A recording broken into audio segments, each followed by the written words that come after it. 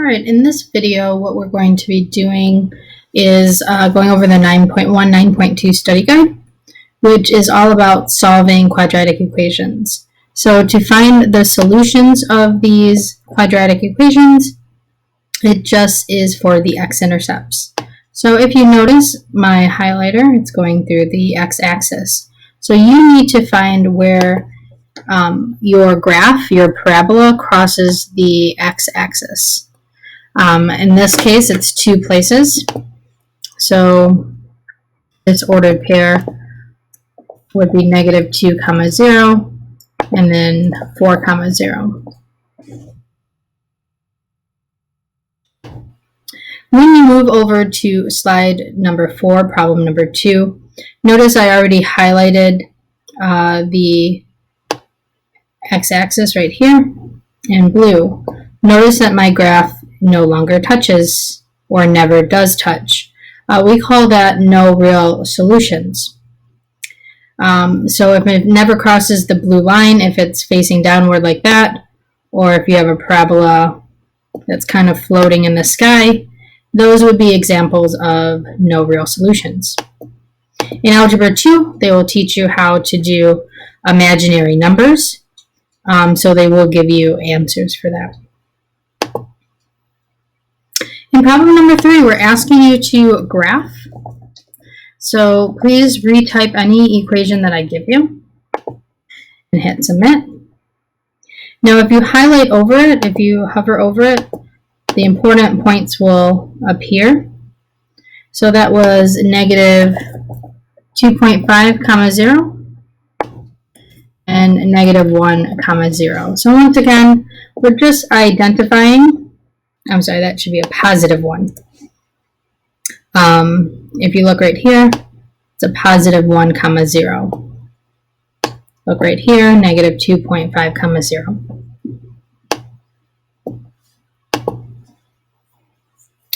Now on problem number 4, there's two different ways that you can solve this.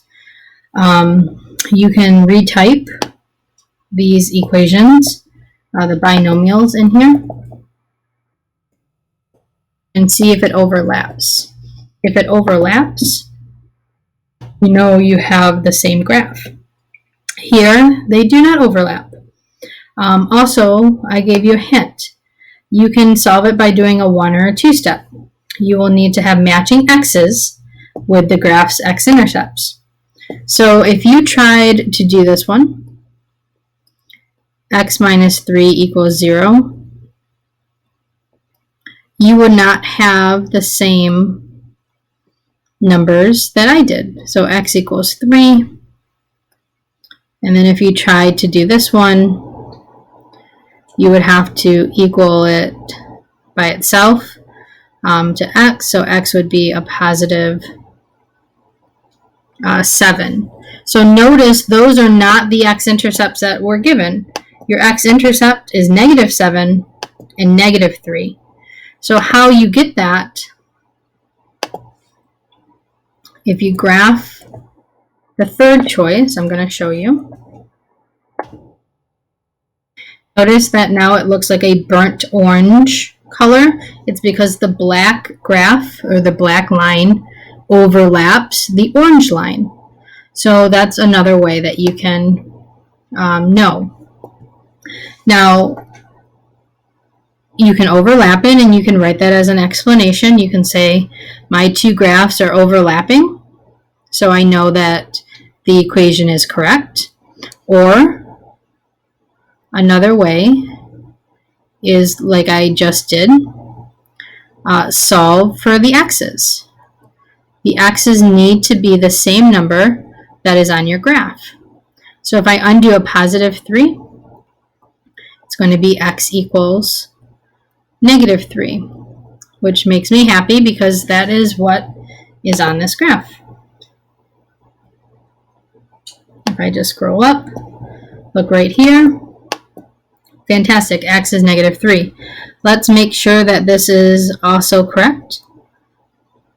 My x-intercept for these factored form, these two binomials, let's make sure.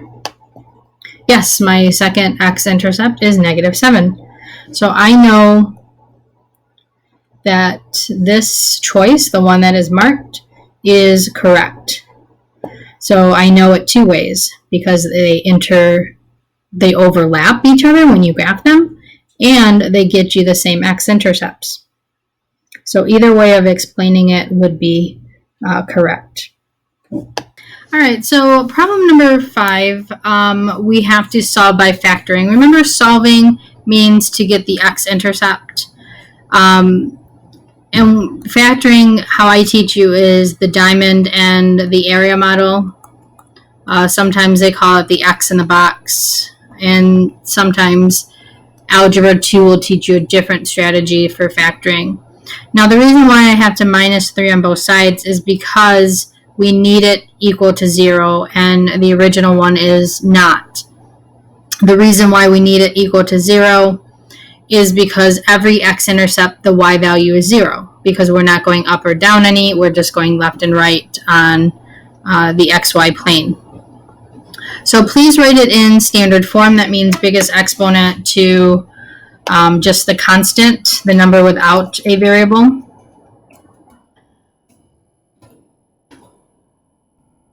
And then I like to copy and paste it. It makes my life easier so I don't have to keep scrolling.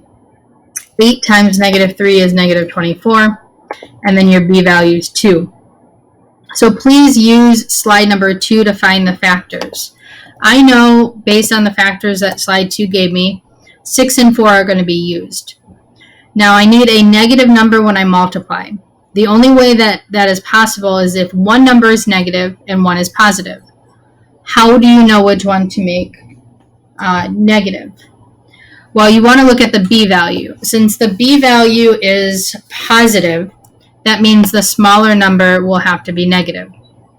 6 plus negative 4 gets you a positive 2. So we're going to use those factors. It looks like I already have this done. My apologies. You're going to use these factors right here. We have the 6x and we have the negative 4x. Now, how did I get 8x squared? First term. How did I get the negative 3 in the box? Last term. First box, first term, last box, last term. And then I got these numbers by doing the GCF. GCF of 8 and 6 get me a 2. GCF of negative 4 and negative 3. The calculator will actually tell me it's a 1, but notice my arrow, it's actually a negative 1 because my first term is negative.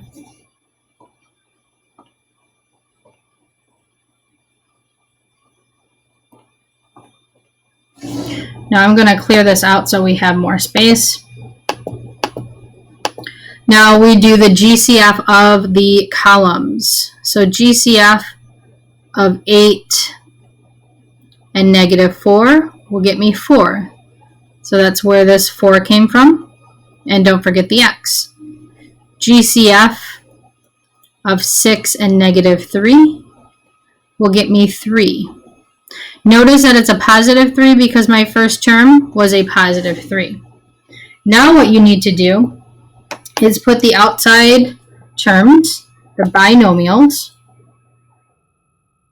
in parentheses. This is called factored form. How to find the x-intercepts from factored form? You have to separate them. So once again, I like to copy and paste the factored form, one parenthesis in each box. And then you're going to set them equal to 0, and then you're going to do either a 1-step or a 2-step. Now to undo a minus 1, we're going to add 1 on both sides. So then I have 2x equals 1, divide by 2, and then I have x equals 1/2. Do the exact same thing for this problem. Remember, this is just a 2-step because I have a coefficient in front of x. To undo adding, I'm going to subtract. And then to undo multiplying, I'm going to divide. Now, just for coding, I like it to stay a fraction. Tomorrow, since there is no coding, you can just do it as a decimal. That would be totally acceptable.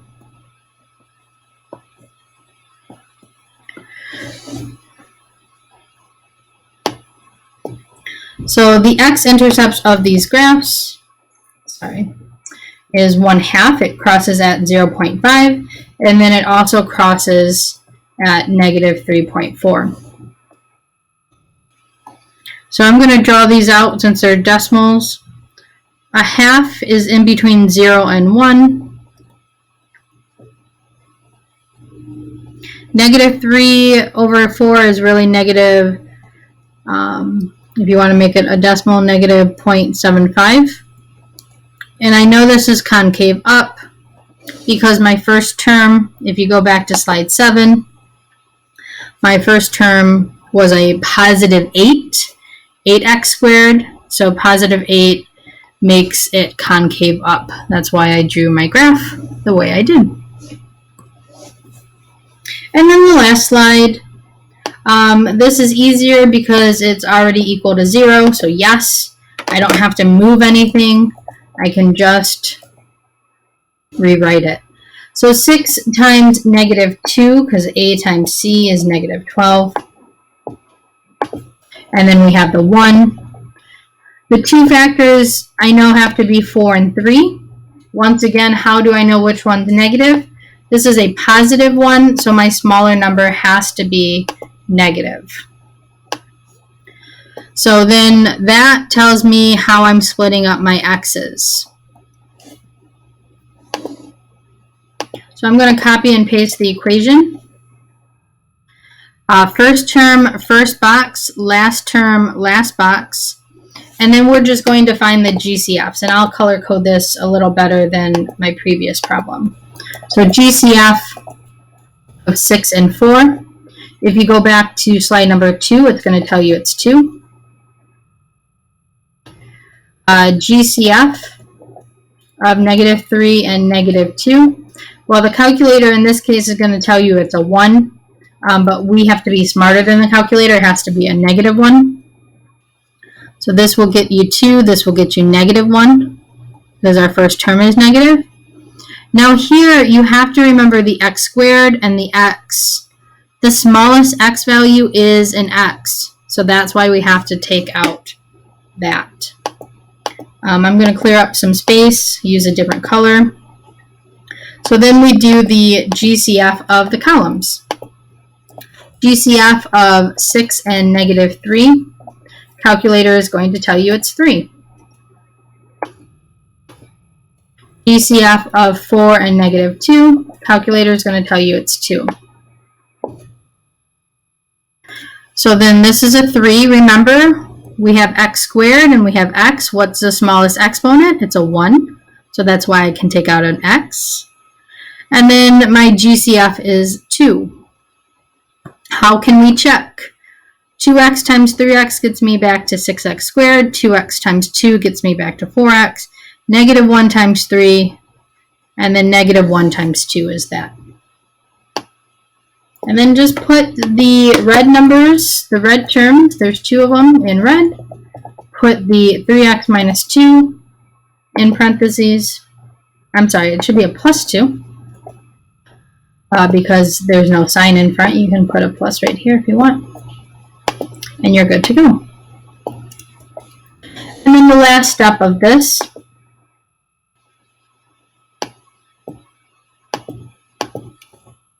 is to separate the parentheses. It looks like these are both 2 steps again. Sometimes you'll be lucky and just get a 1 step. So we're going to add 1 to both sides. So that's going to be 2x equals 1. How do we undo multiplying? We undo it by dividing. Like I said, I like to keep it as our fraction, or you can do 0.5. That's fine. On the test tomorrow, right now it's just coded for a fraction because it's easier that way for us. And then the 3x plus 2. We're going to minus 2 on both sides. So then we have 3x equals -2. And if you're not familiar with this fraction, please don't worry. Just use a calculator, because some students are trying to plot -2/3 and then they get confused on what number that really represents. -2/3 is a decimal. It's a repeating decimal. That's one reason why I like the coding as a fraction. Now, to graph decimals, you just need to know what two integers it falls between. 0 and -1 in this case. It's actually very close to -1. So that would be -2/3, 0.